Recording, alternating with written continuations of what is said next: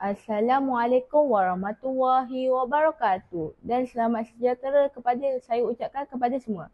Nama saya Nur Insyira binti Razali. Saya berumur 12 tahun.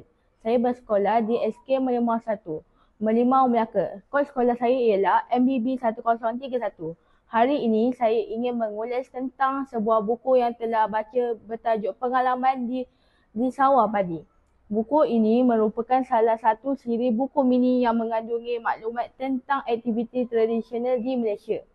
Buku ini dikarang oleh Izzati Mazlan dan diterbitkan oleh Warisan Kristen Enterprise. Ia mengandungi 24 muka surat.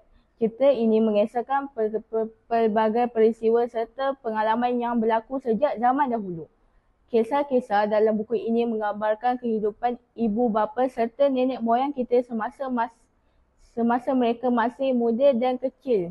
Walaupun dunia ini kini semakin moden, masih ada beberapa tempat yang mengekalkan amalan dan warisan lama seperti rumah usang, penggunaan dapur kayu serta aktiviti gotong royong semasa majlis kenduri dan banyak lagi.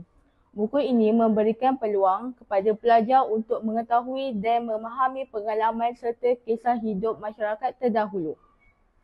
Melalui penceritaan dalam siri ini, pembaca dapat membayangkan suasana pada zaman tersebut. Selain itu, siri ini juga dapat membangunkan daya pemikiran kreatif dan kritis dalam kalangan pelajar. Selain disampaikan dalam bahasa yang mudah difahami. Oleh itu, marilah kita membaca buku dalam siri ini untuk menambah ilmu, pengetahuan serta mengenali lebih dekat kenangan dan warisan budaya yang berharga. Sekian, terima kasih.